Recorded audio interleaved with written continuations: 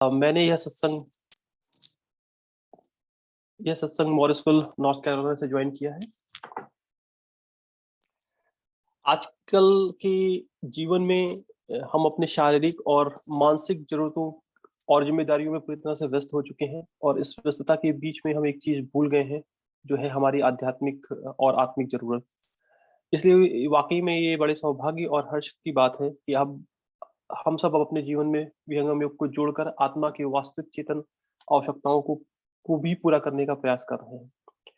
इसी कड़ी में आज हम लोग स्वर्गीय ज्ञान विषय पर चर्चा करेंगे। स्वर्वेद ज्ञान का कोश है, जिसे सदगुरु सदाशिव देव जी ने अनुभव किया था। वे एक आप्त योगी हैं और उन्होंने स्वर्वेद में भक्ति, ज्ञान, आनंद, संत आदि के बारे में विस्तार से लिखा हुआ है। स्वर्वेद एक ज्ञान का सागर है, और आज हम उसी स्वर्वेद से के चुनिंदा दोहों के बारे में सुनेंगे, उसके गहरे आध्यात्मिक अर्थों पर चर्चा करने का प्रयास करेंगे।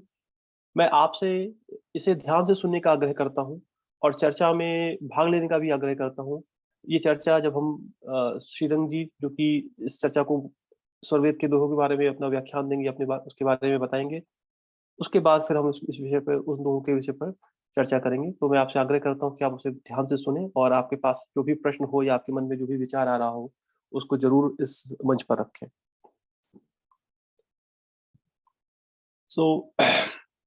सबसे पहले आज के सत्संग में हम सदगुरुदेव का आह्वान करेंगे स्वर्गीय स्वागत ज्ञान के माध्यम से।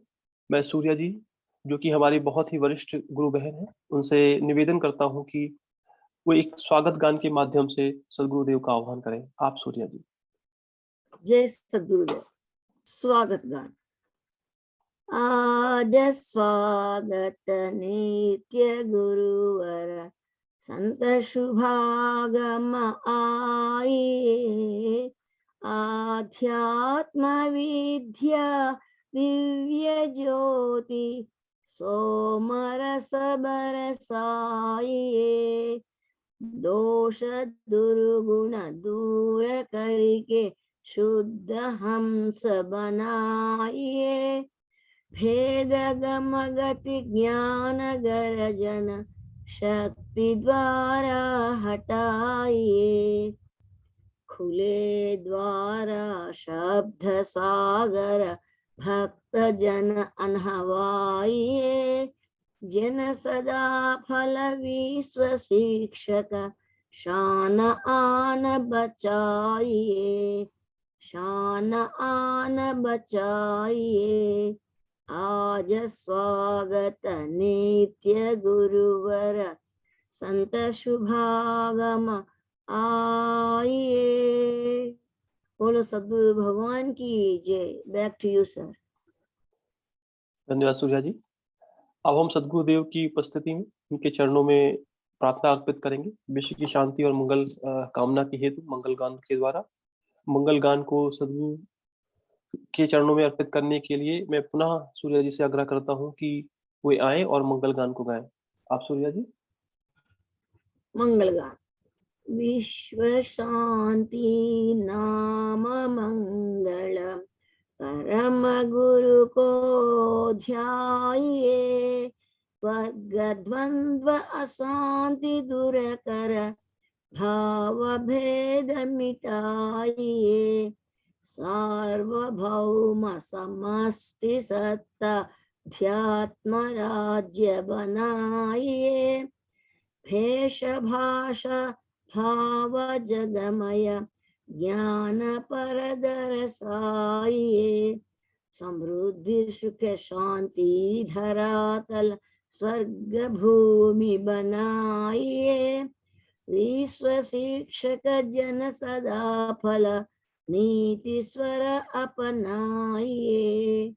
नीति स्वर अपनाइए।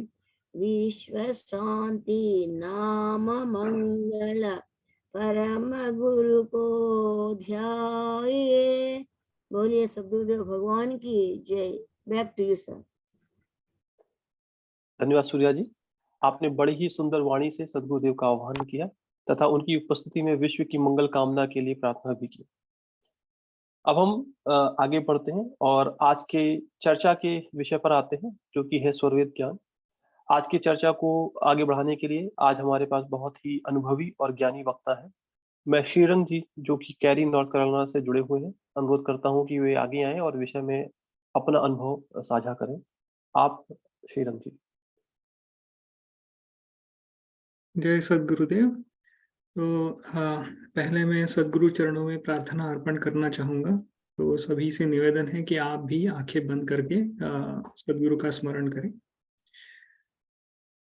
बार बार वंदन करूं सद्गुरुदेव हमार, यहाँ वहाँ सब ठाम में महिमा अपरंपार। शरण शरण मैं शरण हूँ, हे गुरु बंदी छोर। मोहे उबारो हे गुरु, यह 100 बार निहो। जय सद्गुरुदेव आप सभी को। मैं शेयर करता हूँ मेरा स्क्रीन।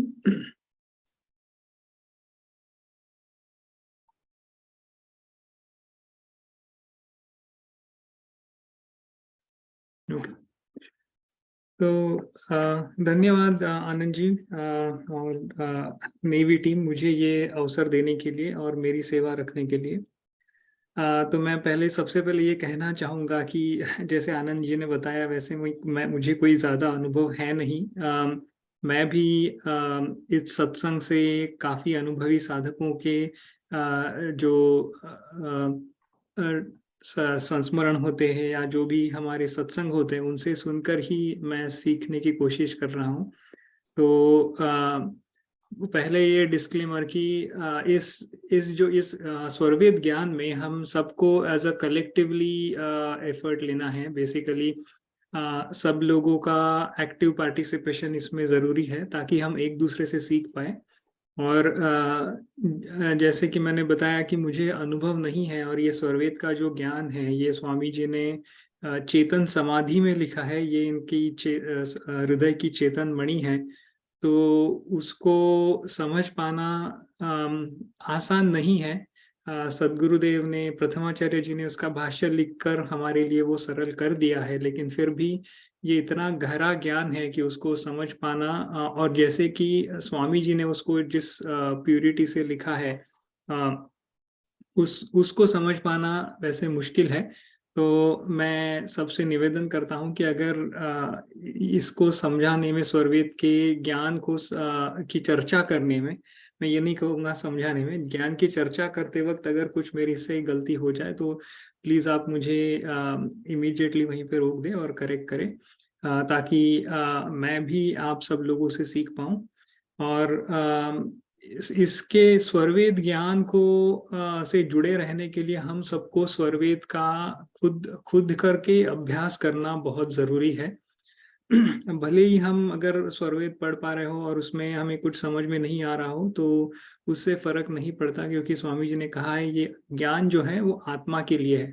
तो हमारे बुद्धि को भले ही वो ना समझ में आए लेकिन वो आत्मा पर उसका असर पड़ते रहता है। तो स्वरवेद का स्वाध्याय करना, खुद से उसको पढ़ना बहुत जरूरी है। और वैसे भी स्वामी जी कहते हैं कि जो अपनी साधन की विधि है उसमें स्वरवेद का पठन करना ये भी बहुत जरूरी चीज है। स्वामी जी हमेशा कहते हैं कि अगर मन आपके बस में नहीं हो रहा हो, अगर वो साधना में नहीं लग रहा हो, तो स्वरवेद को जरूर पढ़ना चाहिए। उससे मन को स्थिरता आने में बहुत मदद मिलती है। तो हम सभी साधकों के लिए स्वरवेद काफी महत्वपूर्ण ग्रंथ है, उसको हमें पढ़ना जरूर चाहिए। और इससे जरूर हमारी आत्मा में वो ज्ञान धीरे धीरे उतरने लगता है। भले ही हमें, हमारी बुद्धि को वो समझ में ना आए, लेकिन वो एक तरीके से वो ज्ञान का जो है असर होते रहता है। ठीक है, तो हम चलते हैं। आई थिंक हम दोहा नंबर 4 पर हैं, पहले 3 हो चुके हैं। तो हमेशा की तरह मैं चाहूंगा कि कोई एक वॉलेंटियर आए और पहले दोहा पढ़े। तो कोई भी, अगर आप में से कोई भी एक अनम्यूट करके ये दोहा पढ़े। जी जय सगदेव, मैं निरंजन बोल रहा हूँ। मैं पढ़ देता हूँ दोहा। सगदेव भगवान की जय। जीवन डोरी आपसे दीजे सद्गुरु हाथ, ढार वृत्ति गुरु भाव में जीवन सद्गुरु साथ। और उसका भाष्य स्वामी जी ने जो लिखा है वह कहते हैं, अपने जीवन की डोरी सदगुरु के हाथ में देकर अपने स्वभाव को गुरु के विचार के अनुकूल कर उसकी शरण में आना चाहिए। जय सदगुरु। धन्यवाद निरंजन जी। तो यहाँ पे स्वामी जी कहते हैं कि अपनी जीवन की डोरी जो है वो सदगुरु के हाथों में देनी चाहिए। तो उसको समझने के लिए डोरी सदगुरु के हाथ में देना यानी क्या, तो वो हमें समझना बहुत जरूरी है।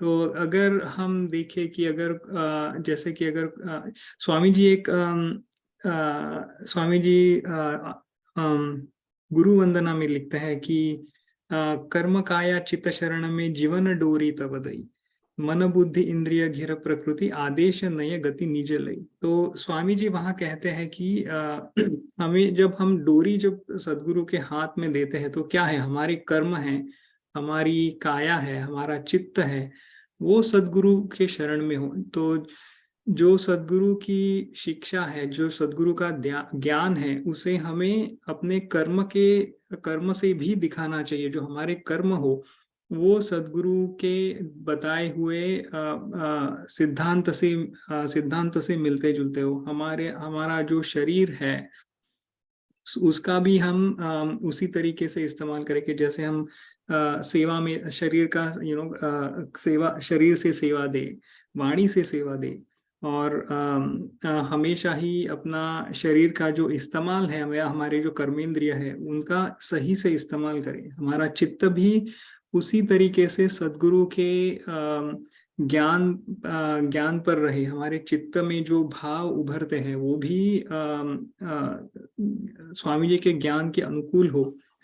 तो स्वामी जी कहते हैं कि उसी तरीके से हमें वो जो डोरी है हमारी जो सदगुरु के हाथ में देनी है, तो वो डोरी देने का जो संबंध है या फिर उसका जो स्वामी जी एक उदाहरण देते हैं।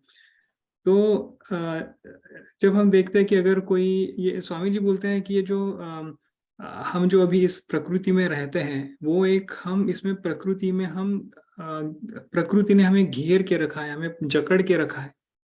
तो अगर किसी को कोई जो व्यक्ति है वो कहीं चीज में फंसा हो, तो अगर उसको वहां से बाहर निकालना हो, तो जो बाहर निकालने वाला व्यक्ति है वो उस सिचुएशन में या उस इसमें कूद नहीं जाता। वो क्या करता है कि अपना हाथ बटाता है, या फिर जैसे कि मान के चलो कोई कुएं में गिरा है तो उसके लिए रस्सी नीचे डालता है, और फिर जो आदमी उस गहरी संकट में फंसा है उसको खींच के बाहर निकालता है। तो हम अभी जो है ये प्रकृति में प्रकृति की जकड़ में फंसे हुए हैं। हम इस जड़ चेतन की ग्रंथि में फंसे हैं, अज्ञान की ग्रंथि में फंसे हैं। तो ये जो जिस तरीके से हम इसमें फंसे हैं, तो उसको उससे बाहर निकालने के लिए हम सदगुरु का सहारा लेते हैं। और सदगुरु को कहते हैं कि हम जो डोरी है, जो हमारा किस तरीके की डोरी हम इस्तेमाल करते हैं कि जो हमारा आचरण हो, जो हमारा चित्त हो, जो भी हम अपनी दिनचर्या है वो सदगुरु के बताए हुए मार्ग पर और उनके बताए हुए रास्ते पर हम वो सब फोकस करें, तो वो एज एक डोरी की तरह उसका इस्तेमाल करके हम खुद को इस प्रकृति की चक्कर से बाहर निकाल सकते हैं। तो और स्वामी जी कहते हैं कि स्वामी जी कहते हैं कि सद्गुरु जो है ये जीव का कर्णधार है। तो हम देखते हैं कर्णधार हम किसको बनाते हैं कि जिस पर हमें पूरा भरोसा हो, जिस पर हमारी दृढ़ श्रद्धा हो और जिसमें हमें कोई मन में अपने कोई भ्रम ना हो कि क्या ये व्यक्ति हमारी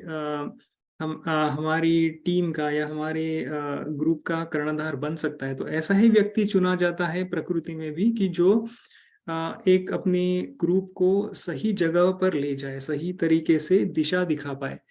तो हम सब जीवों के लिए जो हम जीवों का जो समूह है, जो जितने सारे जीव इस अभी धरातल पर है, उनके लिए कौन कर्णधार है? तो वो सद्गुरु है, क्योंकि वही है हमें सही मार्ग पर ले जा सकते हैं, वही हमें इस भव सागर से छुड़ा सकते हैं। तो इसीलिए स्वामी जी ने कहा है कि ये सद्गुरु जीव का कर्णधार है, तारणहार है। तो स्वामी जी ये भी कहते हैं कि जहाँ रक्षक आपन नहीं कोई, तह रक्षा सद्गुरु से होई। तो जिस तरीके से हम इस भवचक्र में फंसे हैं, हमारा कोई यहाँ पर तारणहार हमें जब कोई दिखता नहीं है, तो सद्गुरु एक ही ऐसा तारणहार है जो हमें इस भवचक्र से बाहर निकाल सकता है। बट उसके लिए हमें क्या करना है कि जो डोरी है अपनी, जो क्या बोलते हैं कि वो डोरी का एक संदर्भ देकर स्वामी जी कहते हैं कि वो हम उस स्वामी जी हमें, उस सद्गुरु हमें इस भवचक्र से बाहर निकाल सकते हैं। तो स्वामी जी ये भी कहते हैं कि जो अपना स्वभाव है वो गुरु के विचार के अनुकूल होना चाहिए और उनकी शरण में ही रहना चाहिए। तो अगर अपना स्वभाव गुरु के विचारों के हिसाब से नहीं होगा, अगर हमारा आचरण है या स्वभाव है, अगर हम इस ज्ञान से स्वाभाविक तरीके से नहीं जुड़ेंगे, तो एक तरीके का जो द्वंद्व है अपने मन में हमेशा चलता रहेगा। और उससे क्या होगा कि इस ज्ञान से जुड़े रहना हमारे लिए मुश्किल हो जाएगा। तो इसीलिए कि जैसे पहले मैंने बताया कि किसको हम कर्णधार बनाते हैं कि जिस पर हमें पूरा विश्वास हो, पूरा अपना दृढ़ उस पर कोई भी उसमें कोई शंका ना हो। तो उसी तरीके से एक बार वो अगर विश्वास और हमें आ गया, एक वो कोई भी उसमें शंका नहीं रही, तो फिर हम अपने स्वभाव को गुरु के विचार के अनुकूल कर सकते हैं। क्योंकि फिर जब कोई द्वंद्व ही नहीं रहेगा, कोई शंका ही नहीं रहेगी, तो फिर हमारे लिए वो आसान हो जाएगा कि इस ज्ञान से जुड़े, जो स्वामी जी ने बताया है उस रास्ते पर चले। क्योंकि हम जानते हैं कि अध्यात्म का जो रास्ता है वो बहुत ही, स्वामी जी कहते हैं कि संत प्रवर जी कहते हैं कि अध्यात्म का जो रास्ता है ये कैसा है, ये इतना सरल है जैसे कि छुरी के धार पर चलना। तो उसके समान है। तो वो सहज इसलिए बोलते हैं क्योंकि हमारे पास सद्गुरु हमारे साथ है उस रास्ते पर, इसीलिए वो आसान है। और अगर सद्गुरु के बताए हुए पर मार्ग पर हम चलेंगे तो हम नहीं फिसलेंगे। जैसे कि हम कहीं पहाड़ में जाते हैं तो उस बहुत ही छोटा सा रास्ता होता है, तो उसमें अगर हम अपनी मनमानी करेंगे तो हम खाई में गिर जाएंगे। लेकिन अगर हम जो हमारे साथ गाइड होते हैं वहाँ पे, उन्होंने जो बताया है वो अगर सही से हम उनके नियम का अनुसरण करेंगे और उनके अगर आज्ञा का पालन करेंगे, तो वो भी मुश्किल रास्ते से हम सहज तरीके से निकल के जा सकते हैं। तो जब संत प्रवर जी कहते हैं कि ये छुरी के धार पर चलने के समान सहज है, तो वो जो सहजता है धार पर चलने की, वो कब आएगी? जब हम अपना जो आचरण है वो सद्गुरु के बताए हुए नियमों के अनुसार रखेंगे। जब हम हमारी चेतना हमेशा ही सद्गुरु के चरणों पर रहेगी, इस ज्ञान के तरफ रहेगी, तब वो आसान हो जाएगा। क्योंकि अगर हमारा ध्यान इधर उधर हो गया तो हम उस रास्ते से फिसल जाएंगे। इस रास्ते को स्वामी जी ये भी कहते हैं कि ये बहुत ही चिकना रास्ता है, क्योंकि यहाँ पे अगर एक बार यहाँ से हमारा नजर हमारे रास्ते पर से हट गई, कहीं पे और डिस्ट्रैक्शन हो गया, तो हम उस खाई में गिर जाएंगे। और प्रकृति एक ऐसी चीज है, वो इतनी शक्तिमान चीज है कि अगर उसमें हम एक बार फंस गए तो उससे बाहर निकलना बहुत मुश्किल है। तो इसीलिए स्वामी जी यहाँ कहते हैं कि हमारा जो स्वभाव है वो गुरु के विचारों के अनुकूल होना चाहिए और हमें उनके शरण में ही रहना चाहिए, हमेशा ही उन गुरु आज्ञा का पालन होना चाहिए। और ये कहने में बहुत ही आसान है, बट आचरण में लाना उतना ही मुश्किल है। और हम सब लोग उसी कोशिश में लगे रहे हैं इस सत्संग के माध्यम से कि हम अपने जो गुरु के विचार हैं उनको अच्छी तरीके से समझें। हमारे मन में कुछ प्रश्न हो तो वो पूछे, ताकि जब आपके प्रश्न का उत्तर आपको मिल जाएगा, उसी समय किसी और का भी कोई प्रश्न हो तो वो भी उनका जब कोई एक प्रश्न पूछता है तो वो दूसरे लोगों को भी एनकरेज करता है कि वो भी आगे आए और वो भी अपना प्रश्न पूछे। तो ये एक ऐसा सत्संग एक ऐसा माध्यम है जिसके हिसाब से हम गुरु के विचारों को समझ पाएंगे और ये देख पाएंगे कि हमारे जैसे जो साधारण लोग हैं वो किस तरीके से इस मार्ग पर दृढ़ता से चल रहे हैं। हम एक दूसरे से वो इंस्पिरेशन ले, तो ये एक बहुत ही क्या बोलते हैं कि बहुत ही पावरफुल मीडियम है जिस जिस जिस माध्यम से, सत्संग के माध्यम से हम गुरु का ज्ञान समझे और एक दूसरे से सीखे और एक दूसरे को इंस्पायर करें। तो इस दोहे के बारे में मैं इतना ही कहना चाहूँगा। अभी कुछ अगर किसी को प्रश्न हो या किसी को अपने भाव रखने हो या फिर मुझसे कुछ गलती हो गई हो तो प्लीज आप आगे आइए और अपने भी विचार रखिए।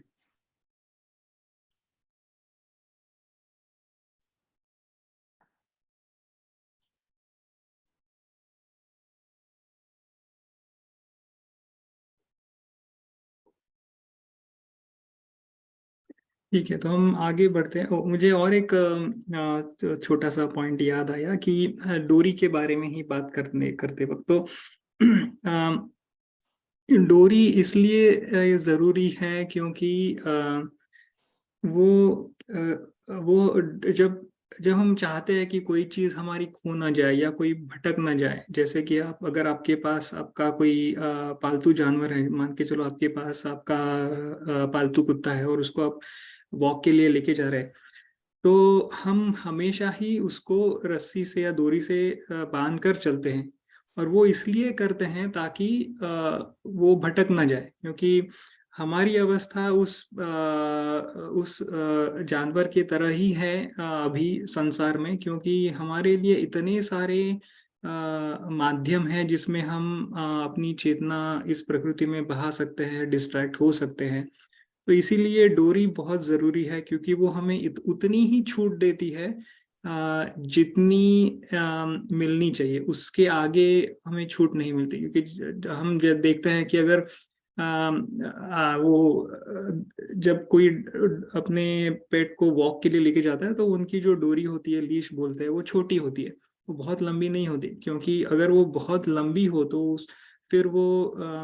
फिर भी उसको भटकने की संभावना होती है, राइट, क्या फिर अपने मार्ग से हटकर जाने की संभावना ज्यादा होती है। तो इसीलिए वो डोरी का एक तरीके से ऐसा भी मुझे लगता है, स्वामी जी कहते हैं कि वो डोरी एक वो क्या बोलते हैं कि वो लगाम की तरह भी काम करता है, कि एक बार जब हम अपनी डोरी सदगुरु के हाथ में दे देते हैं तो फिर वो हमें भटकने से हम फिर वो भटक नहीं जाएंगे। अगर वो सदगुरु के हाथ में अपनी जीवन की डोरी अगर हमने दे दी है तो फिर हम अपने मार्ग से भटक नहीं जाएंगे, क्योंकि सदगुरु हमको उतनी ही छूट देंगे जितनी कि उस मार्ग पर चलने के लिए जरूरी है। तो वो एक मुझे बस याद आया पॉइंट की कह सकते हैं।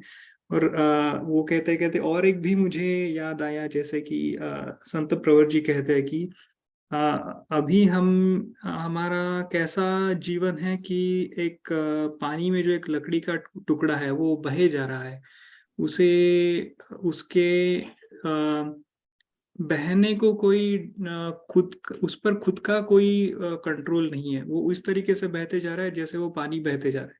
तो जिस तरीके से अभी हम एक तरीके से इस प्रकृति में हैं और हम बहे जा रहे हैं, इस प्रकृति को भवसागर इसीलिए कहा है क्योंकि जब एक नाव अगर सागर में है और उसे दिशा दिखाने वाला कोई नहीं हो तो फिर वो उस सागर में भटक जाती है। वो अपना कहाँ जाना है, वो समुद्र में कहाँ जाना है, उसके लिए वो दिशा प्रदर्शक यंत्र होना चाहिए।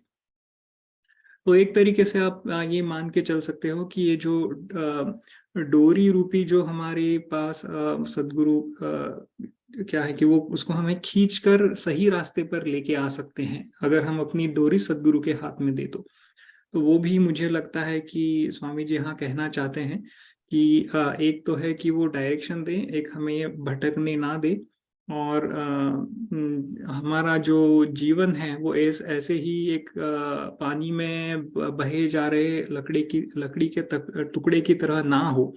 तो इसीलिए भी उस डोरी का इस्तेमाल है। तो बस इतना ही कहना चाहूंगा।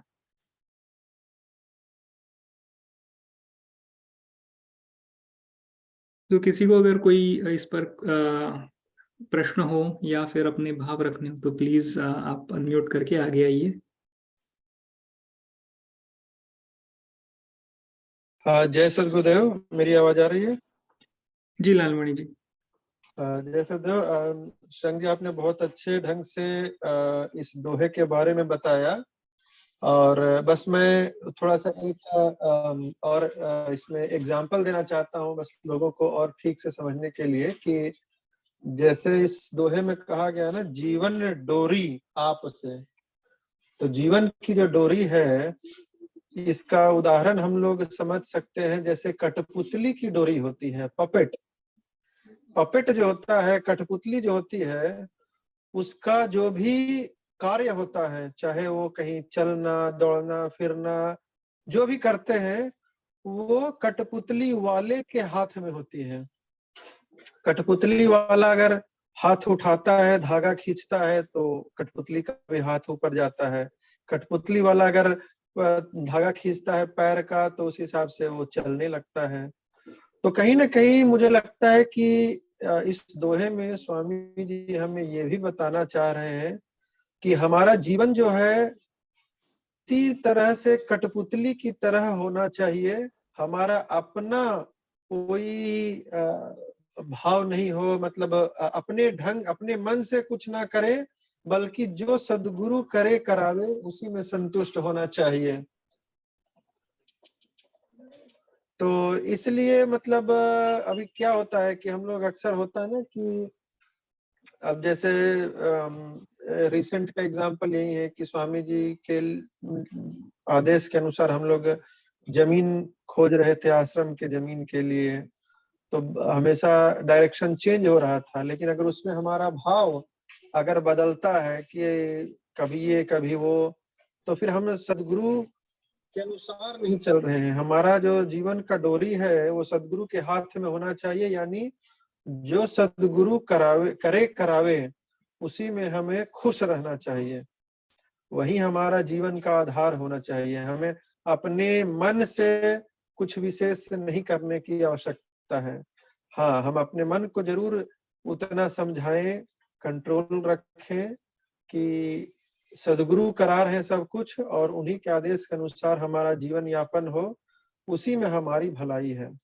तो कहीं ना कहीं मुझे इस दोहे में उसी की याद आती है कि जीवन डोरी आप से, दीजिए सदगुरु हाथ, हमने सदगुरु के हाथ में दे दिया है, और ढार वृत्ति गुरु भाव में। तो अपनी जो अपना जो बिहेवियर है, अपना जो भाव है, वो सब कुछ उन्हीं के ऊपर है। हमें अपने से कुछ नहीं करना, सब सदगुरु ही करे करावे, और जीवन सदगुरु साथ। तो अपना उन्हीं के शरण में हमारी जीवन चले, सदगुरु के साथ चले। यही मुझे लग रहा था कि एक छोटा सा उदाहरण इसके लिए यही है। बस यही मैं कहना चाहूंगा। जय सदगुरु। नहीं नॉर्मल जी, बिल्कुल ठीक। एक्चुअली अगर हम लोग ध्यान से भी देखें ना, जब कुछ करने का मन न करे, लगे कि बस जो इच्छा कर रहे हो वही करें, यही तो राइट समय है कि सदगुरु के हाथ में अपने जीवन को दे दीजिए। This is the right time. जब मन करने लगे, वर्ड को पकड़िएगा, जब मन करने लगे बस दे दीजिए सदगुरु के हाथ में। मन कर रहा है इसलिए, जिस दिन मन नहीं करेगा, जिस दिन आप करना चाहेंगे, तब ना मजा है। और इसीलिए स्वामी जी कहते हैं कि सब दे दीजिए ना, स्वामी जी को दे दीजिए, कठपुतली बन जाइए। तब वो जैसा चाहेगा, और जब वो ऐसा होता है तो देखिएगा कि जो एक्ट है वो देखने में भी मजा आता है। जो नाटक चल रहा होता है कठपुतली का, वो तभी मजा आता है जैसा एक्ट करने वाला कठपुतली को ऊपर नीचे आगे पीछे जैसा कराए, और वो हमारे सामने जो है वो अच्छा दिखता है। अगर कठपुतली अपने से करने लगे कुछ भी जैसा एक्ट में लिखा हुआ नहीं है वैसा करने लगे तो फिर समस्या आ जाती है, फिर मजा नहीं आता, फिर तो नाटक देखने में कोई आनंद ही नहीं आता। तो हमें समझना होगा मन की व्यथा को। मन जो है हमारा इतना बलवान है, शक्तिशाली है, तीक्ष्ण है, और हम सोचते हैं कि मन से लड़ रहे। बहुत बार संभव नहीं है, बिना सदगुरु के यह संभव नहीं है कि आप मन से लड़ रहे। तो क्या होता है मैक्सिमम केस में, कुछ जो है बलशाली व्यक्ति हैं, बलशाली मतलब जो धीर वीर पुरुष हैं, जो गंभीर हैं, वह इस पर सदगुरु दया से विजय प्राप्त कर लेते हैं। अन्य के लिए तो समस्या बनी ही रहती है। बहुत दिनों तक साधन किए फिर भी लगता है क्या पता नहीं, कुछ हो तो नहीं रहा है, मन बस में आ तो नहीं रहा है। इसको सीधा समझना है कि मन को बस में आप नहीं कर सकते, मैं नहीं कर सकता, यह तो सदगुरु के हाथ में है ना। तभी तो स्वामी जी कह रहे हैं कि जीवन डोरिया आप से दीजिए सदगुरु हाथ। वहां दे के देखिए तो सही फिर मन कंट्रोल हो रहा है कि नहीं हो रहा है। सब कुछ सुनने के बाद, स्वर्वेद पढ़ने के बाद, सब कुछ करने के बाद हम करते तो वही है जो मेरा मन करता है, तो कहाँ हुआ? कुछ भी तो नहीं हुआ। पढ़ा का पढ़ा रह गया, धरा का धरा रह गया, उस पर हम एक्ट नहीं कर पाए क्योंकि अभी भी हम मन के अधीन है, या हमारी सक्षमता से बाहर की विषय हो जाती है। मैं इसलिए फिर बार बार कह रहा हूं कि जैसे ही यह असक्षमता दिखती है, जब लगता है कि नहीं मेरे से नहीं हो सकता है, exactly this is the right time, यही टाइम है कि जब अपना सभी कुछ सदगुरु के चरणों में रख दीजिए, तब फिर देखिएगा मैजिक फिर होने लगता है। तो स्वर्वेद का जो दोहा है, जैसा श्री रंग जी ने कहा ना, यह अनुभव परक है, मतलब चेतन अवस्था में लिखा गया है। बुद्धि से समझने का हम प्रयास करते हैं, इसलिए बार बार धोखा खा जाते हैं। थोड़ी देर के लिए समझ में आएगा बुद्धि को, फिर गड़बड़ गया वक्त। कितना भी विवेचन कर लें, कितने भी उसके ऊपर जो है हम शास्त्रार्थ कर लें दोहा को, पर समझने का आधार हमारा जो है क्या है, वह बौद्धिक और मानसिक। जो ज्ञान ही इस दोनों से परे की है उसको हम समझने का प्रयास करते हैं इस आधार से, प्रकृति के आधार से। इसलिए हर समय कंफ्यूजन रहेगा, नहीं मेरा मानना ऐसा है, कुछ लोग कहेंगे नहीं मेरा मानना ऐसा है। अफकोर्स यह आपका मानना है, तो यह ना मेरे मानने से होता है ना आपके मानने से होता है, यहाँ सच जानने से होता है, वो अनुभव से होगा, क्योंकि यह विज्ञान ही अनुभव का है। तो इसलिए स्वामी जी कहते हैं कि जब स्वर्वेद की दोहों को जब हम अध्ययन करते हैं या पढ़ते हैं या साधन अभ्यास करने से जो पहले पढ़ते हैं, तो इसका प्रभाव सीधा आत्मा पर पड़ता है, क्योंकि यह आत्मा का विषय है, लिखा ही आत्मा के लिए गया है।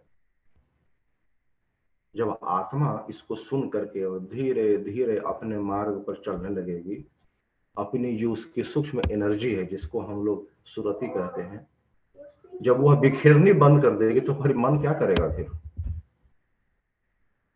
मन तो पंगु हो जाएगा, कमजोर हो जाएगा। मन चलता ही है उसी से, सुरति से, जो आत्मा की अद्भुत चेतन शक्ति है। तो इसीलिए यह विज्ञान ही ऐसा है कि यह सारी चीजें आपके आत्मा के कल्याण के लिए है। मन तो अपने आप जहां है वहीं रुक जाएगा, उसको शक्ति ही देना हम बंद कर दें तो यह सारी जो विधियां हैं, यह है आत्मा को बलवती करने की। आत्मा जो बलवान हो जाए, मजबूत हो जाए, अपनी सुरति को न बिखेर पाए, क्योंकि वह सुरति को समेट ले। सुरति को समेटना ही तो है यह विज्ञान। चेतन सुरति को जब समेट ले, आत्मा को जब यह ज्ञान हो जाए कि मुझे क्यों सुरति को समेट करके अपने घर को चलना है, जब वो अपने घर को चलने लगेगा तो उल्टी दिशा में जब उसकी एनर्जी ही नहीं बहेगी, सुरति ही नहीं बहेगी, तो मन लेकर विषयों में कहाँ जाएगा, प्रकृति में कैसे जाएगा? संभव ही नहीं है। स्वामी जी इसलिए एक जगह स्वर्वेद में लिखते तो हैं ही और कहते हैं बड़े अच्छी तरीके से, इसको आप लोगों ने पढ़ा ही होगा कि मैं भूल रहा हूं दोहा को, लेकिन मुझे थोड़ी देर में याद आ जाएगा। तो उसमें वही कहते हैं कि जो आंखों से जो सुरती हमारी बाहर निकल रही है वही ना मन पकड़ रहा है। मन उसी को पकड़ के थोड़ा जाता है संसार में।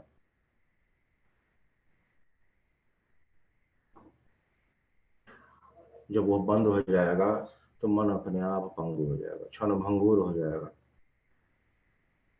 थोड़ी देर के लिए यह अभ्यास के शुरू में ऐसा होता है, उसके बाद धीरे धीरे धीरे धीरे क्या होगा, एकदम नहीं, मन जो है एकदम उसको कुछ भी नहीं इच्छा कर रहा है, क्योंकि उसको शक्ति मिल ही नहीं रही है विषय में जाने के लिए। तो विषय भोग की इच्छा ही नहीं होगी, फिर विषय में जा ही नहीं रहा है तो विषय भोग की इच्छा कहां से होगी? उसके पास अपनी ऊर्जा है ही नहीं। वो आत्मा से ले रहा था, आत्मा उसको दे नहीं रहा। क्या करेगा वो? चुपचाप बैठ गया। ठीक है जी, जब तुम कहोगे तो मैं जाऊंगा। और यही वह समय है जब कहा जाता है मन अब आधीन हो गया। मन को हमने कमजोर नहीं किया है, मन तो बलवान है और बलवान ही रहेगा। वही माध्यम है हमारे आपके कल्याण का, लेकिन उसको सही दिशा में कैसे ले जाना है, इसका प्रयास है। आत्मा को बलवान मजबूत करके उसको, मन को जो है ऐच्छिक एनर्जी नहीं दे अगर हम, तो वह जो है अपने बलवान होने के बावजूद भी सुरति की चेतना, जो आत्मा की चेतन शक्ति सुरति है, न पा करके अपनी जगह पर स्थिर हो जाती है, शांत शिथिल पड़ जाती है। तो इसका मतलब यह नहीं है कि वह कमजोर हो गया, उससे हम कार्य नहीं ले सकते। मैं पुनः एक एग्जांपल देता हूं। आपके पास एक स्पोर्ट्स कार है ना, उसमें अगर पेट्रोल नहीं डालिएगा, गैस नहीं डालिएगा तो चलेगा नहीं। पर आप जानते हैं कि यह पेट्रोल कार जो, ये जो स्पोर्ट्स कार है, बहुत तेज भागती है। अगर एक बार मैं इसमें गैस डालूं और एक बार स्टार्ट करके देखूं तो सही कितना तेज भागता है। कहाँ कहाँ मैं इससे होके आ सकता हूँ। मन हमारे और आपके मन की वजह से ये रहती है। फाइटर एकदम प्लेन की तरह है वो, बस उसमें फ्यूल नहीं डालना है, दैट्स इट। जब जरूरत है तब डाल दीजिए और फिर देखिए इसकी स्पीड। तो हमारी आपकी यात्रा भी वैसे ही है, उसको उसी के तरह यूज करना है। जब चाहूं तो उसको ऊर्जा दो, जब ना चाहूं तो ना दो। जब मुझे जरूरत है ज्ञान प्राप्त करने की प्राकृतिक, तब मैं ले लूंगा मन के माध्यम से, क्योंकि बाहर का जितना भी ज्ञान है वह बिना मन के संभव नहीं है। मन फिर इंद्रियों में जाएगा और फिर इंद्रियां जो है विषयों में लेके जाएंगी, फिर विषय का ज्ञान होगा। तो जब भी जरूरत पड़ती है उस एनर्जी को यूज करके और उसका ज्ञान हम ले लेते हैं। अन्यथा मैक्सिमम टाइम क्या करते हैं, उसको अपने साथ रखते हैं लेकिन ऊर्जा नहीं देते। और आत्मा फिर क्या करती है, वह अपना कार्य कर रही होती है, उस ईश्वर की प्रार्थना कर रही होती है, सदगुरु के विधि से, विधान से। क्योंकि सदगुरु ही वह युक्ति बतलाता है कि तुम्हें जाना कैसे है आगे। तो जाना कैसे है आगे सदगुरु तब बतलाएगा जब तुम मजबूत हो, जब तुम अपने शक्तियों को अपने पास रखे हो। तुमने तो बिखेर रखा है अपनी शक्ति प्राकृतिक मंडल में, मन उसको लेके तो भागे हुए है। तुम्हें मैं युक्ति बतलाऊंगा अभी तो कैसे कार्य करेगी तुम्हारे पास, नहीं करेगी। इसीलिए सबसे पहला विधान सदगुरु ने यही कहा कि मन को बस में कर लो, अर्थात अपनी चेतन की शक्ति जो है उसको रोक लो, उसको नहीं जाने दो उसको मन की तरफ, है ना। स्वामी जी क्या कह रहे थे कि चक्षु के चेतन करण को, चक्षु का जो चेतन करण का मतलब यही होता है आत्मा से निकल रही वह चेतन ऊर्जा एक में देह मिलाए। प्रथम भूमि के साधन हम यही करते हैं, एक में देह मिलाया था। जो एनर्जी निकल रही है उसको एक में देह मिलाए का मतलब यही है कि नाक के अगले भाग पर जब हम अपना ध्यान केंद्रित करते हैं, उसको स्वामी जी वही कहते हैं कि चक्षु के चेतन करण को एक में देह मिलाए। एक में देह मिलाए का मतलब जो बिखरी हुई शक्तियां हैं उसको समेट करके एक जगह रख दो। यही तो मुश्किल काम है।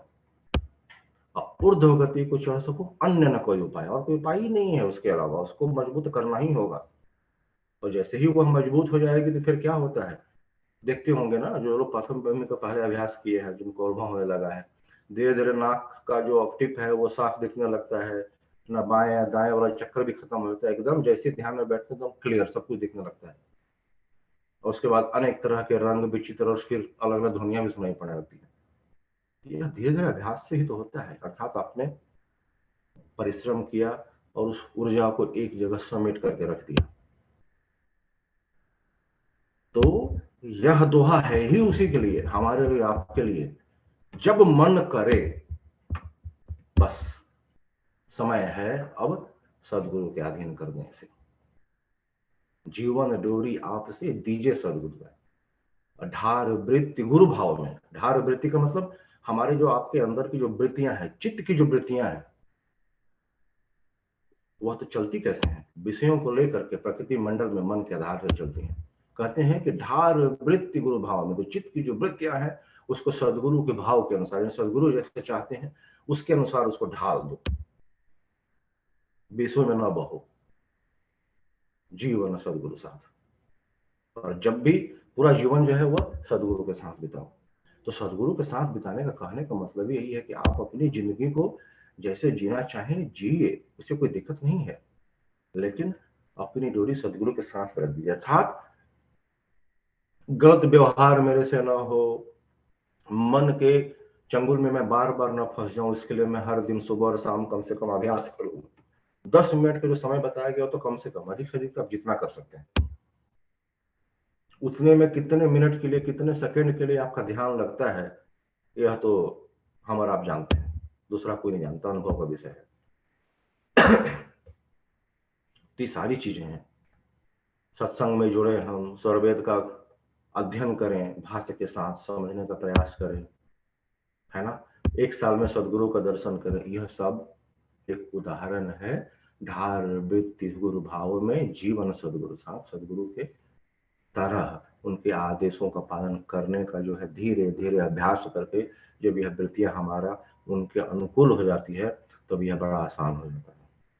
सुनने में बड़ा आसान लगता है, पर जब करेंगे तो थोड़ा सी मुश्किल होती है। और इसीलिए कहा गया कि सदगुरु के हाथ में दे दीजिए, आपसे थोड़ी ना होगा, मेरे से थोड़ी ना होगा। यह तो सत्ता जानती ही है कि सबके बस की बात नहीं है। तो बस इसी के साथ धन्यवाद। जय Suryadev. Over to you Anand ji. जी निरंजन जी, शिलन जी आपके पास, आप एक और दोहे पे बात करने वाले, अपनी विचार रखने वाले थे।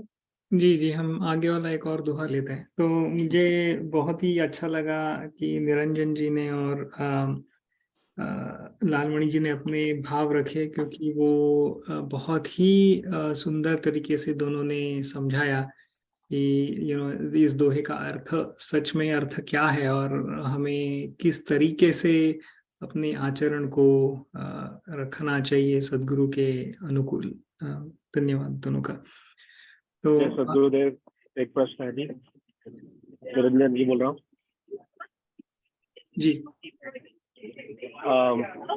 ये जो सदगुरु जी का जो ध्यान करना है, ये 10 मिनट जो हम लोग अभ्यास करते हैं, परंतु इसमें है कि दिन भर यदि करें तो जो भी कार्य कर रहे हैं, यदि मन उधर लगा रहे गुरु की तरफ या कृष्ण ईश्वर की तरफ, इनका एक फॉर्म पे, तो उसके बारे में आपका क्या कहना है, ये बताएंगे?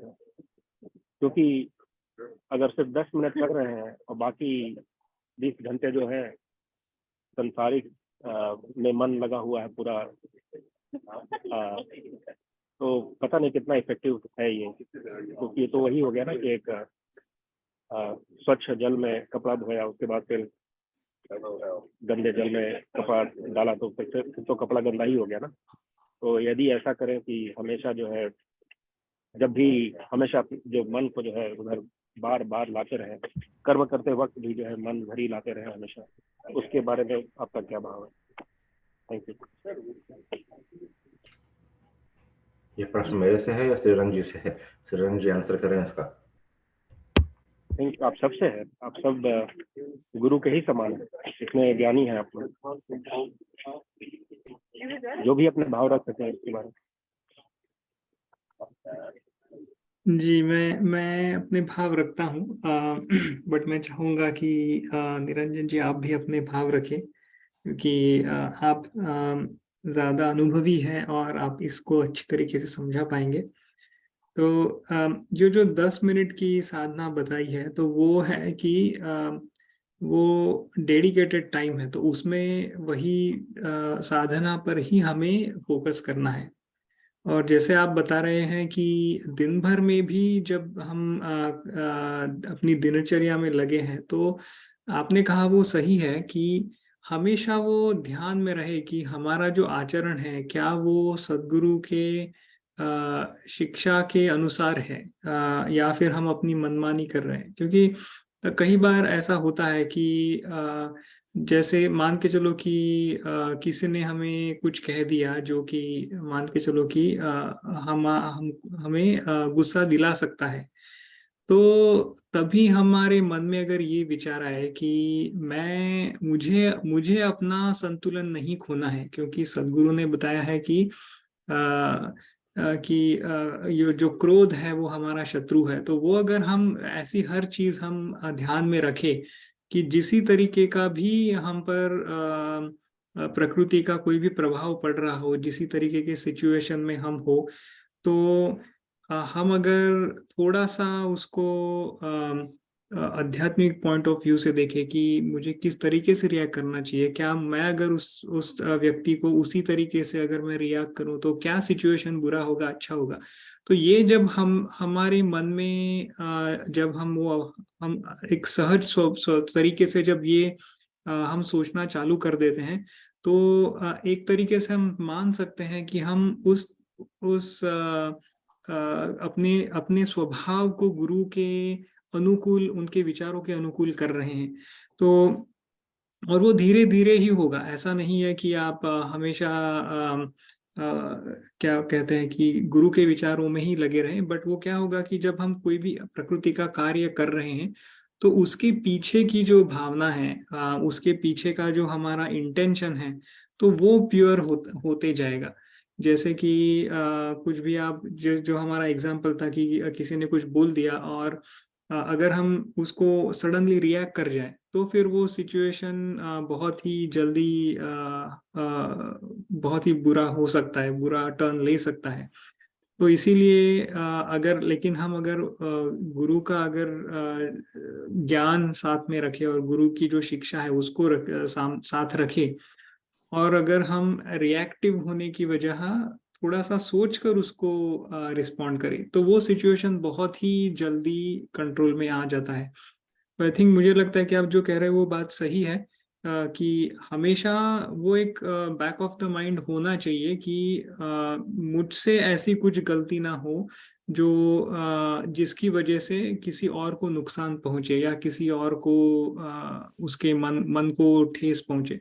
तो ये होना बहुत जरूरी है। और आपने ये बहुत अच्छा पॉइंट कहा कि हमेशा ही वो होना चाहिए, क्योंकि ऐसा नहीं होना चाहिए कि मैंने सिर्फ अपना आचरण बहुत ही अच्छा रखा, 10 मिनट के लिए मैंने साधना की, स्वरवेद पढ़ा, उसका ज्ञान समझने की कोशिश की, लेकिन जब तक वो हमारे आचरण में नहीं आएगा तब तक उस ज्ञान का कोई हमारी आत्मा उसका कुछ मतलब नहीं है। वो सिर्फ जैसे निरंजन जी ने बताया, वो सिर्फ धरा का धरा रह जाएगा।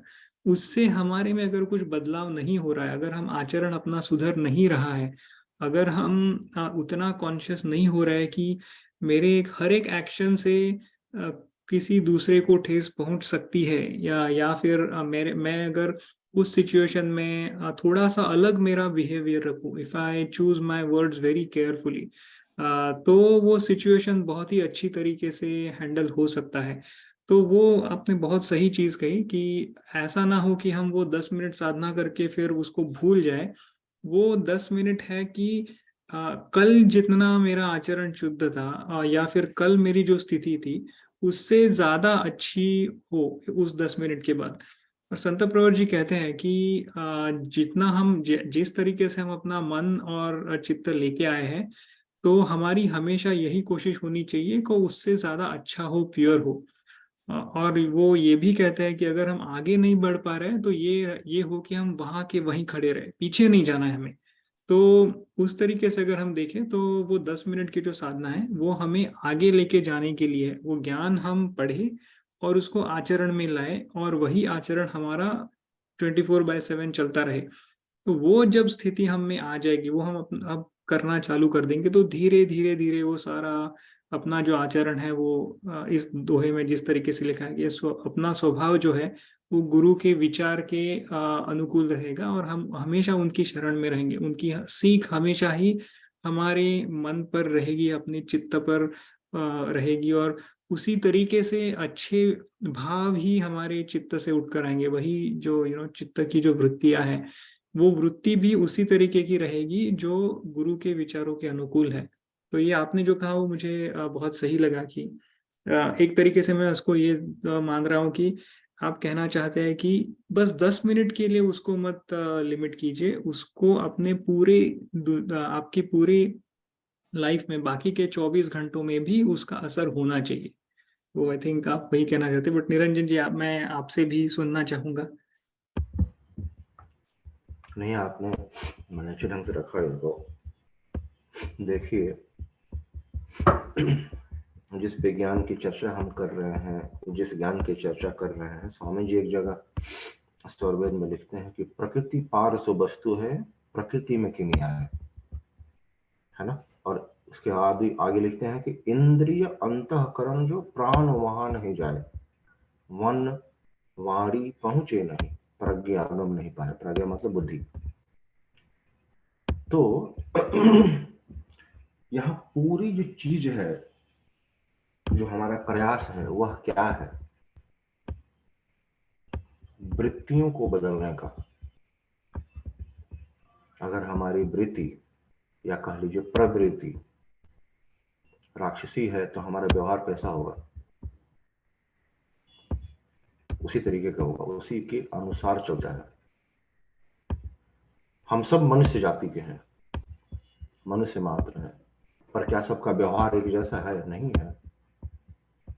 सबके पास है मन, बुद्धि, आत्मा, चित्त, अहंकार, सबके पास है, पर वृत्तियां सबकी अलग अलग हैं।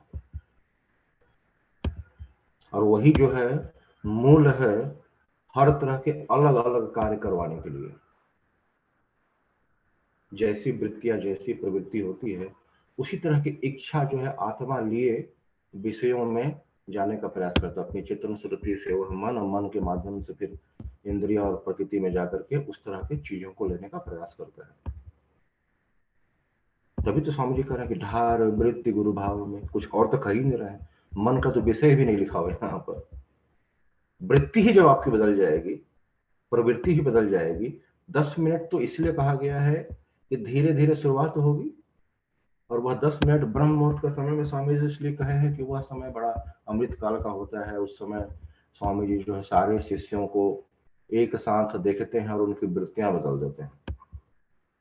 इसलिए ब्रह्म मुहूर्त की साधना आवश्यक है। वृत्तियां ही जब बदल जाएगी आपकी, प्रवृत्ति ही जब बदल जाएगी, तो मन क्या कर लेगा? बड़ा खेल है यह, अद्भुत, आसानी से समझ में नहीं आता। तो प्रहार की तरफ से प्रयास हमारा है कि मन को हम धीरे धीरे कैसे पंगु कर दें, और अंदर से क्या प्रयास है सदगुरु विधान से कि मेरी वृत्तियां, प्रवृत्तियां कैसे बदल जाएं, वह शुद्ध सात्विकता की तरफ, सद्भाव की तरफ कैसे आगे बढ़े। यह धीरे धीरे समय समय अभ्यास से, है ना। इस अभ्यास से धीरे धीरे जब प्रवृत्तियां बदलने लगेगी, तब अमूलचूल परिवर्तन दिखेगा। अचानक परिवर्तन नहीं दिखेगा। 10 मिनट तो एक संकेत है। 10 मिनट भी कम से कम कीजिए, आपके पास समय नहीं मिलता है तो, क्योंकि आप बिजी हैं, व्यस्त हैं अपने जीवन की चर्या में। लेकिन यह धीरे धीरे करने से फिर क्या होगा पता है? आपके जीवन की चर्या में आप सारा काम करते हुए पर आपकी वृत्तियां ही बदली हुई है। कहने का मतलब है कि आप उस विषय के भोग में लिप्त ही नहीं रहेंगे, क्योंकि वो आपकी जिम्मेदारियां हैं, इसलिए कर रहे हैं। परिवार का पालन पोषण करना आपकी जिम्मेदारियां हैं, इसलिए आप जिम्मेदारी स्वरूप उसे करेंगे, लिप्त नहीं होंगे किसी भी चीज में। वृत्तियां बदल जाएंगी तब। इसलिए प्रयास है वृत्तियों को बदलने का। स्वामी जी संकेत देते हैं कि वृत्ति जो हो सदगुरु के भाव के अनुसार हो जाए। और सदगुरु का भाव क्या होता है? आप शुद्ध हो, बुद्ध हो, प्रबुद्ध रहें, हर समय अपने कार्यों को, अपने जिम्मेदारियों को पूरी तरह से तन्मयता से करें, बिना किसी दिक्कत का। समाज, परिवार, सभी जगह रहते हैं हम, देश में रहते हैं, और सभी के प्रति हमारी जिम्मेदारियां बनती है और सभी को करना है। तो जो करना है यह प्राकृतिक कार्य, उस समय मन ही कार्य करेगा। मन के माध्यम से और इंद्रियों विषयों को लेकर के ही कार्य होगा। पर हमारी वृत्तियां ऐसी है कि उसमें हम लिप्त ही नहीं हो पा रहे हैं, क्योंकि वह जिम्मेदारियां इसलिए मैं कर पा रहा हूँ पर लिप्त नहीं हो पा रहा हूँ, क्योंकि हमारी वृत्ति बदल चुकी है सदगुरु के आधार से, उसके माध्यम से, उसके एकमात्र दृष्टि पड़ने से। तो है तो यही है कि दिन भर हमारी वृत्तियां एकदम बिल्कुल शुद्ध भाव में है, पर फिर भी हम सारा काम कर रहे हैं, फिर भी हमें कुछ नहीं हो रहा, मैं उसमें लिप्त ही नहीं हो पा रहा हूं। प्रयास यहाँ है। इसलिए मैंने कहा पहले ही कि स्वामी जी स्वरूपेंद्र में एक जगह कह रहे हैं कि मन बानी पहुंचे नहीं, प्रज्ञा गम नहीं पाए।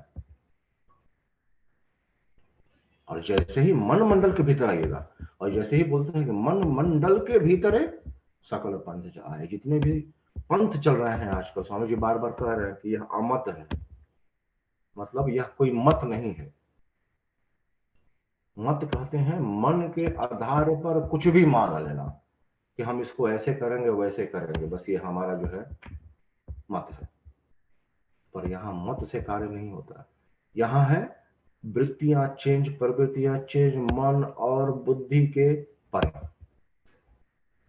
जहां प्राण भी नहीं पहुंच पाए, उसके आधार से हम सब कुछ चल रहे हैं, हम सब कोई चल रहे हैं।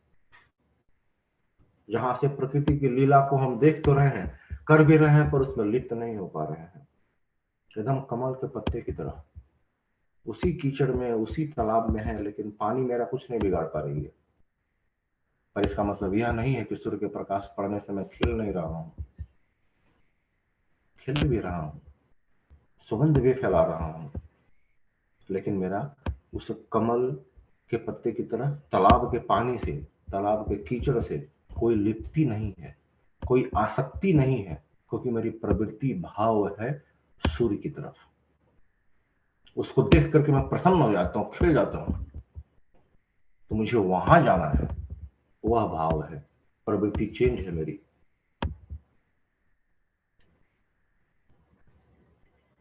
बाकी तो आप सब समझदार हैं, समझ ही रहे, बस थोड़ा सा उसमें रख दिया, श्री रंजन जी की बातों पर जोड़ दिया, समय काफी हो रहा है।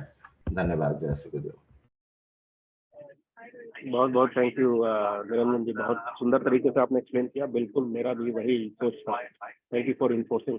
एक छोटा सा फॉलो अप प्रश्न और है कि ये मान लीजिए सुबह सुबह जब आप उठे हैं और सदगुरु का ध्यान कर रहे हैं, कोशिश कर रहे हैं, ऑलमाइटी का ध्यान करने की कोशिश कर रहे हैं, पर बिना गायत्री मंत्र पढ़े, बिना कुछ किए हुए, बिना मुंह हाथ धोए हुए, क्योंकि आप उठे हुए हैं पर बिस्तर छोड़े नहीं, उसके बारे में आपका क्या भाव है? बस मन जो है आप वहां पर डाले हुए हैं, उनको ध्यान करने की कोशिश कर रहे हैं संत स्वभाव से, उसके बारे में आपका क्या भाव है? प्रश्न को फिर से रिपीट कीजिए, लगता है मुझे ना कि कोई बैकग्राउंड में भी नॉइज आ रहा था, समझ में नहीं आया, क्षमा चाहता हूँ, पर एक बार फिर से अगर रखें तो। जी हाँ, मैं एक्चुअली फ्लाइट में बैठा हुआ हूँ, तो थोड़ी देर में फ्लाइट टेक ऑफ करने वाली है। अच्छा। तो थोड़ा सा बैकग्राउंड अभी बोल भी रहे हैं शायद। ये प्रश्न ये था कि जैसे सुबह सुबह उठे हैं और बिस्तर छोड़ने के पहले जो है आप सदगुरु और ईश्वर का जो है मन में ध्यान कर रहे हैं, बिना प्राणायाम किए हुए, बिना ओम चैंटिंग किए हुए, बिना गायत्री मंत्र पढ़े हुए, और उनका ध्यान स्मरण करने की कोशिश कर रहे हैं अच्छे संत स्वभाव से। और उसके बाद मैं आपका भाव सुनना चाह रहा हूँ।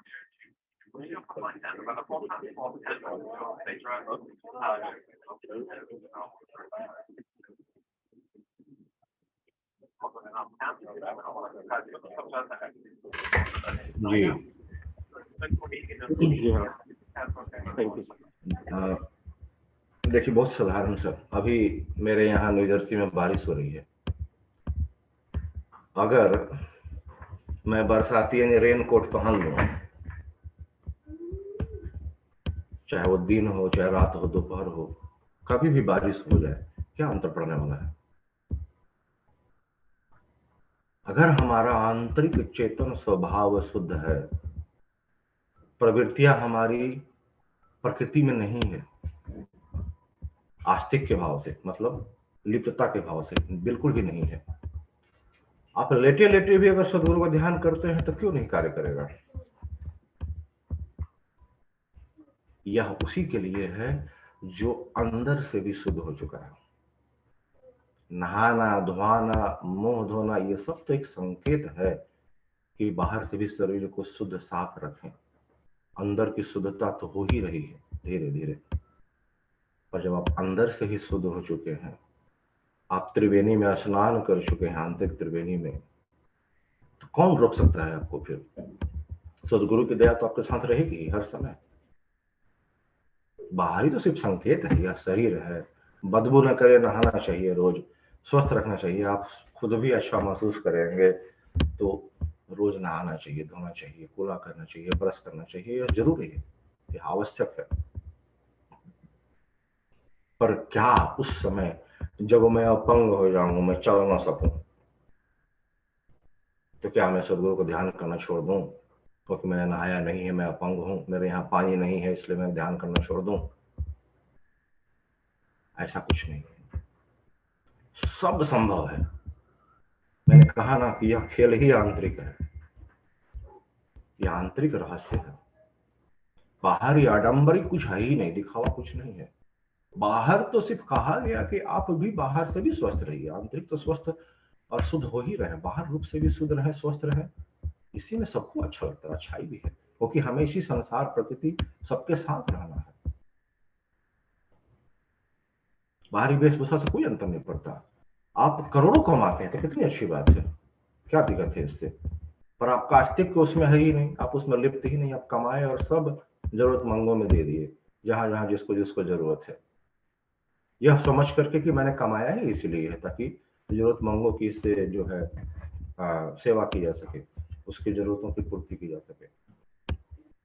आंतरिक रूप से तो शुद्ध शुद्ध है ही ना। आप क्या करें उस रेगिस्तान में जहां पर पानी मिलता ही नहीं है, मैं एक एक महीना नहीं नहाता हूं, तो सदगुरु कहें कि नहीं आप भक्ति करने के बिल्कुल योग्य नहीं है, आप बिल्कुल मेरा ध्यान नहीं कीजिए, आप साधना बिल्कुल भी नहीं कीजिए क्योंकि आप नहाते ही नहीं है, तो ऐसा नहीं है। यह तो भक्ति आंतरिक है, बाहरी थोड़ी ना है, क्योंकि हमारा मन अभी बाहर में भी है, भटक रहा है, इसीलिए कुछ प्रयास ऐसे हैं। गायत्री मंत्र का जाप, गायत्री मंत्र तो गुरु मंत्र है, जिसको ऋषि विश्वामित्र जी ने अपने गायत्री नामक छंद में लिखा, इसलिए उसे गायत्री मंत्र कहते हैं। गायत्री नामक कोई देवी नहीं है, वह तो मन गढ़ंत कहानी है। गायत्री नामक छंद में लिखने के कारण इसे गायत्री मंत्र कहा गया, लेकिन है यह गुरु मंत्र और बड़ा ही प्रभावशाली मंत्र है। इसके उच्चारण मात्र से ही जो है मन जो है स्थिरता की तरफ होने लगता है, शांत होने लगता है, वह आपको अब सहयोग करना शुरू कर देता है कि हाँ अब आप ध्यान में बैठ सकते हैं, अब आप उस कार्य को कर सकते हैं जिसके लिए आप चाहते हैं बैठना धारणा में।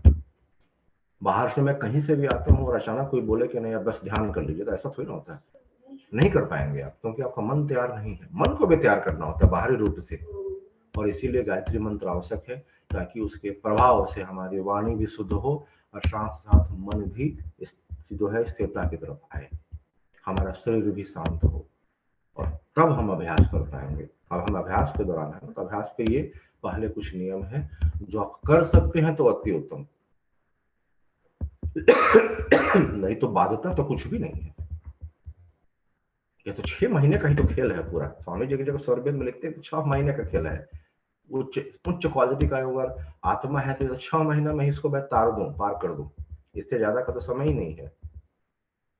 पर हम वैसे भी है नहीं, इतने शुद्ध है नहीं, ना आंतरिक रूप से ना बाहरी रूप से, इसलिए अभी हमारे आपको दोनों तरीके से वह कार्य करने पड़ते हैं। बाहरी तरीके से भी अपने आप को शुद्ध करने की आवश्यकता है और आंतरिक रूप से भी करने की आवश्यकता है। जय सतगुरुदेव। थैंक यू, धन्यवाद, बहुत सुंदर।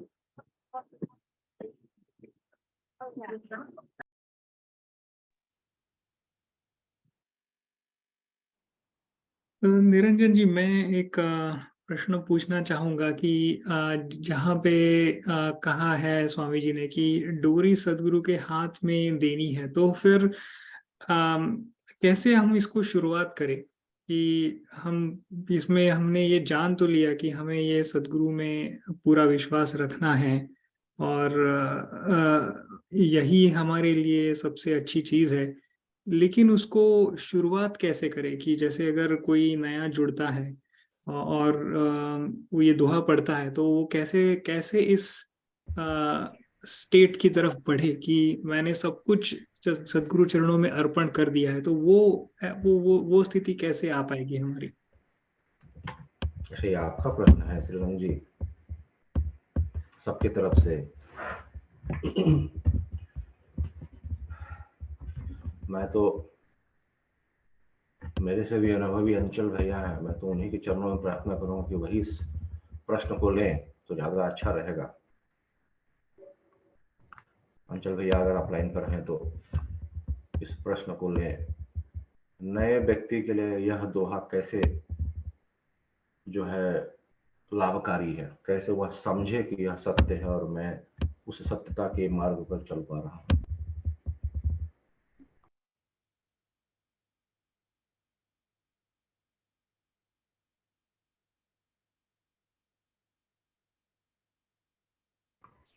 अंचल भैया आप हैं लाइन पर?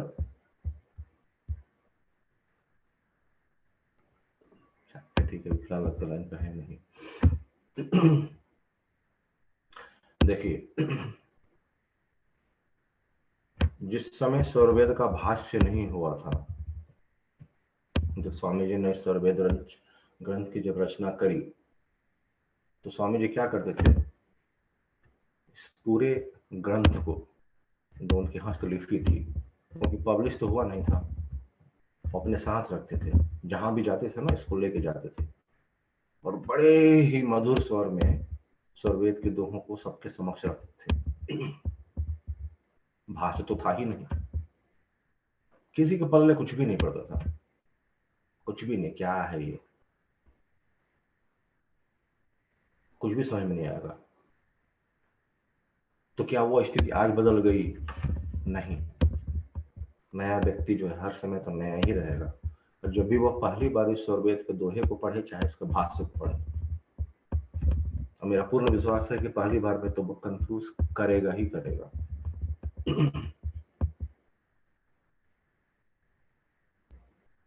कारण इसके पीछे क्या है कि हम प्रकृति के प्रवाह में इतने ज्यादा बह चुके हैं, और शायद पता नहीं कितनी पीढ़ियां, तो हमने तो सिर्फ प्रकृति देखा है और प्रकृति में होने वाले पूजा पाठ इन सबको देखा है। प्रकृति में होने वाले जितने भी पूजा पाठ हैं उसको करने से प्राकृतिक चीजों का लाभ अवश्य मिलेगा, उन्हीं के लिए तो देवी और देवता हैं, उनका मतलब ही है जो दे देते हैं, देवी और देवता दोनों, इस प्रकृति मंडल में उनका स्थान है, और जब हम आवाहन करते हैं उनका तो वह हमें प्रकृति में मौजूद वो चीज जो आप मांगते हैं वह दे देते हैं, और हमारा कार्य चल रहा होता है। तो दिक्कत कहाँ है? कुछ नहीं। पर विचार कहाँ आया कि क्या यही जीवन है हमारा? मनुष्य जीवन इसीलिए मिला है। प्रकृति में तो अनेक जीव जंतु हैं, सबके तो कार्य चल ही रहे हैं, सबका पेट भर रहा है, सब लोग जीवित हैं, अपने अपने समय में मृत्यु को प्राप्त कर रहे हैं। नया क्या है? स्वरवेद का दोहा भी तो वैसा ही है। पहली बार किसी को सुना दिया जाए, किसी भी जंगली जानवर को या किसी भी ऐसे जानवर को अच्छा सा घर बना के भी दे दिया जाए तो उसे समझ नहीं आएगा तो मुझे इस घर में लाया क्यों गया है। मैं तो कितना आनंद में रह रहा था वहां पर, जब भी भूख लगती थी शिकार करता था, फिर खा पी करके बैठ जाता था। तो किसी भी नए व्यक्ति के लिए यह समझना इतना आसान नहीं है श्रीरंग जी, बात आप सही कह रहे हैं कि यह दोहा मैं सुनूं क्यों पढ़ूं मैं इसको, इससे क्या लाभ होगा। मैं जंगली जानवर हूं, मैं घर में क्यों रहूं, ये क्यों बनाया गया है, तो मेरे लिए जेल की तरह है। तो प्रथम कुछ समय तक तो आपको लगेगा कि पता नहीं मुझे कहाँ बांध दिया, ये तो जेल की तरह है, रोज ध्यान करो सुबह शाम, क्या है, नहीं करो तो क्या हो जाएगा, ये तो मेरे मन के मुताबिक चलने नहीं दे रहा है, तो मुझे जैसा वो कहेगा वैसा मैं करूंगा, ऐसा थोड़ी ना होता। ये तो मेरा बंधन हो गया मेरे लिए। उसे क्या पता है कि यही बंधन मुक्ति का कारण है, पता नहीं है ना, उसे ज्ञान नहीं है इस बात का, तो उसे लगता है कि यही बंधन है। तो जब यह पढ़ेगा भी ना स्वरवेद का दोहा, तो वह अपने मतलब से मतलब अपने ज्ञान के आधार से इसका जो है भाष्य समझने का प्रयास करेगा। जो इसका असल भाष्य है, जो इसका असल मतलब है, वह कैसे समझेगा? क्योंकि यह लिखा ही गया है चेतन धाम से, चेतन भूमि से, चेतन की अवस्था में, चेतना के लिए, और हम समझने का प्रयास करेंगे उसके मन बुद्धि वाणी से। कहाँ समझ में आएगा? नहीं समझ में आएगा, समय लगेगा। और इसीलिए उस तरह के व्यक्ति को सबसे पहले सत्संग से जुड़ना आवश्यक है। सत्संग में जुड़े, अभ्यास करे, और तब धीरे धीरे जो उनसे ज्यादा अनुभवी, मतलब जिन्होंने पहले से इस तरह के स्वरवेद के दोहों को पढ़ा है, समझा है, उसके माध्यम से समझे, तो जरा जल्दी समझ में आ जाता है। आज भी यही स्थिति है, चाहे भारत हो चाहे कहीं पर भी हो। भाषा का कोई आधार नहीं है यहाँ पर। आप अंग्रेजी जानते हैं या तेलुगु जानते हैं, तमिल जानते हैं, डजंट मेक डिफरेंस, और you are very good in Hindi. यह दोहा उसके लिए भी उतना ही कठिन है जितना हिंदी भाषी के लिए भी। भाष्य है तो थोड़ा बहुत समझ में आ जाता है, तब अपना दिमाग लगा पाते हैं, अच्छा इसको ऐसे कहा जाए तो, इसको ऐसे कहा जाए तो सबकी स्थिति वही है श्रीरंग जी, नया कुछ नहीं है इसमें, सबकी स्थिति वही है। धीरे धीरे समय काल से, समय जब वो आप भी देखे होंगे, मैंने भी देखा है बार बार, इसी दोहा को आप तीसरी बार, चौथी बार, पांचवी बार जब पढ़ते हैं, तब थोड़ा सा समझ में आता है, अच्छा स्वामी तो ऐसा कह रहे हैं, पता नहीं पहले बार में मुझे ऐसा समझ में क्यों आया था, जबकि मैं भाष्य पढ़ रहा हूं फिर भी नहीं। यह है ही, क्योंकि यह है चेतन विज्ञान, और हम प्रयास कर रहे हैं मन के आधार से, वाणी बुद्धि के आधार से। तो मन, वाणी, बुद्धि जहां तक उसको ट्रांसलेट कर सकता है, जहां तक उसको जो है कन्वर्ट कर सकता है, हम उसी को समझ सकते हैं। किसी की बुद्धि तीक्ष्ण है तो थोड़ा ज्यादा समझ लिया, किसी की बुद्धि थोड़ी कम तीक्ष्ण है तो थोड़ा कम समझा, लेकिन समझेगा कहां से? वो प्रकृति आधार से। मूल तो भाव अभी भी समझ में नहीं आएगा, मूल भाव तो तब समझ में आएगा जब वो साधन अभ्यास में इसको रियली में एक्सपीरियंस करेगा कि हाँ ये तो तब कार्य करता है जब मैंने अपनी वृत्तियां, जो मेरी प्रवृत्ति है, जब मैंने बिल्कुल धीरे धीरे अभ्यास ऐसे स्वामी जी के अनुसार कर दिया। पर स्वामी जी ने यह थोड़ी ना कहा है कि आप अपने परिवार से अलग हो जाइए और समाज से अलग हो जाइए। उन्होंने कहा कि गुरु भाव में रह करके सारे कार्य करो। मतलब इसका कहने का है कि लिप्त नहीं होना है किसी चीज में, सारी जिम्मेदारियों को पूरा करना है लेकिन लिप्त नहीं होना। यह जो शब्द है ना, लिप्तता, यही भयंकर है हम सबके लिए। हम किसी भी चीज को लेकर के उसमें आसक्ति जो है उसमें चले जाते हैं, उससे अपने आप को जोड़ लेते हैं।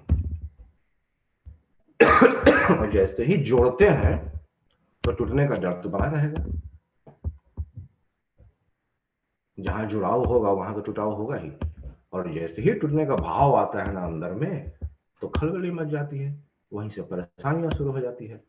लेकिन सद्गुरु भाव में रहने से क्या होगा कि आप उस प्रकृति की चीजों से जुड़ेंगे ही नहीं, उसका उपयोग जरूर करेंगे पर आप उससे जुड़ेंगे नहीं, उसके साथ आसक्त नहीं होंगे आप। जब आसक्त हुए नहीं तो दुख का कारण होगा नहीं, क्योंकि वो टूटेगा ही नहीं आपसे, जुड़े ही नहीं तो टूटेगा कैसे? तो स्वरवेद का जितना भी दोहा है, एक से एक, चाहे वह पहला दोहा हो चाहे कोई सा भी दोहा पकड़ लीजिए, उसको समझने के लिए कम से कम 5 से 6 बार गहन अध्ययन और साथ में कोई समझाने वाला मिले तो मेरे ख्याल से बड़ा आसानी से समझ में आ जाए। नहीं तो सबके लिए यह जो है पढ़ने के बाद भी लगता है कि नहीं हिंदी में ही लिखा हुआ है, पढ़ तो लूंगा, अच्छा ये लिखा हुआ है, जीवन का मतलब जीवन होता है, डोरी का मतलब डोरी होता है।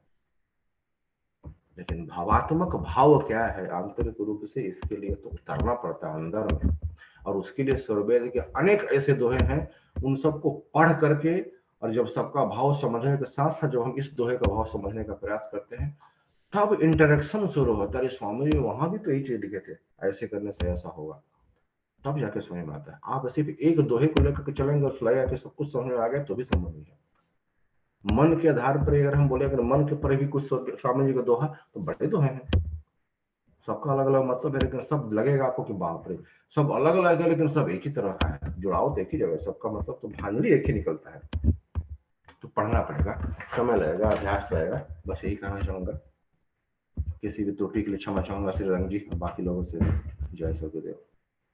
धन्यवाद निरंजन जी, आपने बहुत ही अच्छी तरीके से समझाया।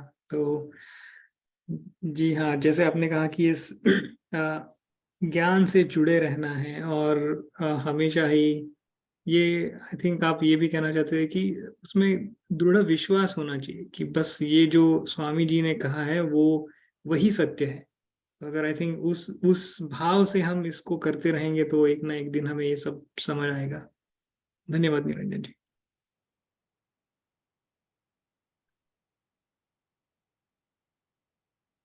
I think Anand ji, back to you. Looking at the time, I think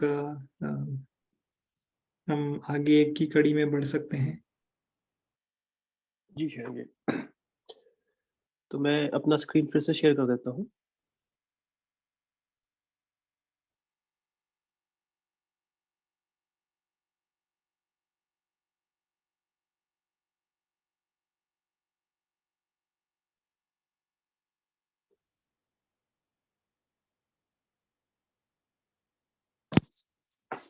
जी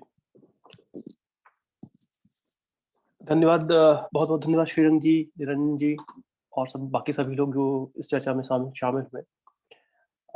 आगे बढ़ते हुए मैं अब चाहूंगा कि यदि कोई और प्रश्न हो या कोई जिज्ञासा हो तो वो व्यक्ति या वो गुरु भाई, गुरु बहन या कोई भी व्यक्ति, नया व्यक्ति जो भी हो, वो आगे आए और मंच पर रखें अगर और कोई जिज्ञासा हो।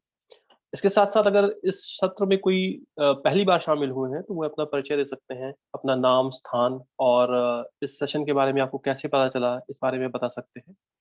तो यदि कोई प्रश्न हो या कोई नया व्यक्ति जिन्होंने पहली बार इस सत्संग को ज्वाइन किया हो तो आप कृपया अपने आप को अनम्यूट करें और सामने आए।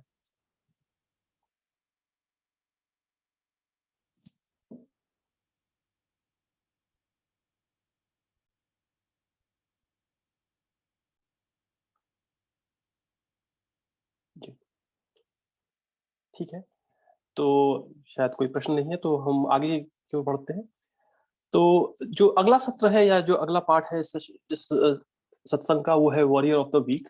हम सभी जानते हैं कि ध्यान करने का सबसे सबसे अच्छा समय ब्रह्म मुहूर्त होता है, जो कि 3 बजे से 5 बजे के बीच होता है।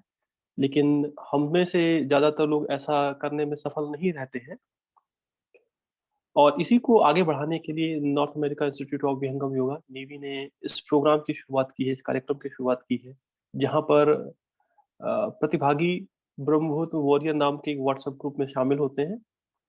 प्रत्येक प्रतिभागी को स्वयं ब्रह्म मुहूर्त में ध्यान करने का अभ्यास करना होता है। इसके लिए कोई अलग से सेशन या कोई मीटिंग नहीं होती है। जब एक बार आप ध्यान कर लेते हैं तो आपको ग्रुप में, व्हाट्सएप ग्रुप में डन के रूप में मैसेज भेजना होता है। तो अगर आप इस व्हाट्सएप ग्रुप में शामिल होने के इच्छुक हैं तो हमें बताएं, हम आपको लिंक भेज सकते हैं। और इस सप्ताह के वॉरियर ऑफ द वीक ऐसे निम्नलिखित हैं: सूर्य आलम राजू जी, तेजेंद्र जी, श्रीरंग जी, भगवती पटेल जी, माया जी, अमित तालेकर जी, योगेश क्षीरसागर जी, राशिद क्षीरसागर जी। आप सभी वॉरियर को हमारी तरफ से बहुत बहुत आभार और आप ऐसे ही अपने समय का सदुपयोग करते रहें। इंडक्टी ऑफ द वीक वो है जो कि जिन्होंने पिछले 7 दिनों में कम से कम एक बार ब्रह्म मुहूर्त में ध्यान किया है।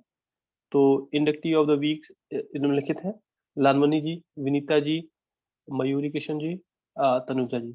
आप सबको भी बहुत बहुत धन्यवाद। अब हम इस सत्संग के अंतिम चरण में पहुंच चुके हैं। इस चरण में हम वंदना, आरती और शांति पाठ करेंगे। सबसे पहले गुरु वंदना। गुरु वंदना के माध्यम से हम गुरु चरणों में भक्ति अर्पित करते हैं। मेरा सूर्या जी से आग्रह है कि वे वंदना की अंतिम 4 लाइनों को सदगुरु चरणों में समर्पित करें। आप सूर्या जी।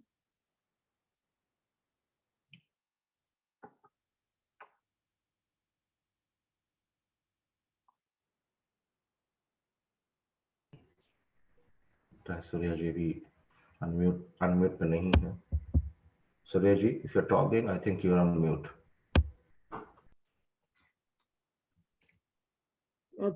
कल्प संत समाज उत्तम सर्वधर्म आचार्य है, जिमिनाध्य आश्रित सिंधु के है, विश्व पथमय कार्य है, क्या आप रक्षा कीजिए, जन सदा फल ज्ञान भक्ति वृद्धि दिन दिन कीजिए।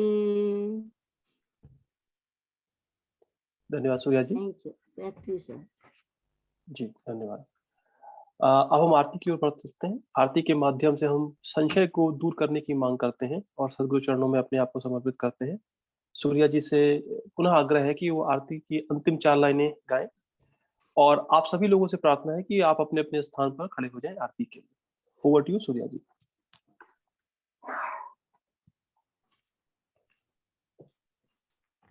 गुरुमूर्ति गति चंद्रमा सेवक नयन चकोर पलक पलक निरखत रहे गुरुमूर्ति की ओर।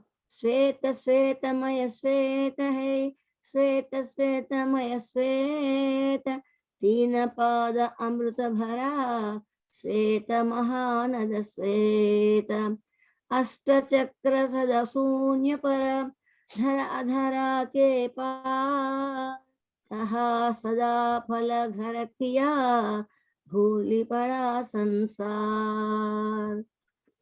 Thank you. Thank you Surya ji. आप सभी लोगों से अनुरोध है कि आप अपने अपने स्थान पर वापस बैठ जाएं शांति पाठ के लिए। शांति पाठ विश्व की शांति और मंगल कामना के लिए सूर्या जी से पुनः निवेदन है कि वो शांति पाठ की अंतिम 4 लाइनें सबके लिए गाएं। ओवर टू यू सूर्या जी। शांति पाठ। हे प्रभु शांति स्वरूप हो शांति शांतिमय शांति शांति शांति जन शांति हो पूर्ण शांतिमय शांति।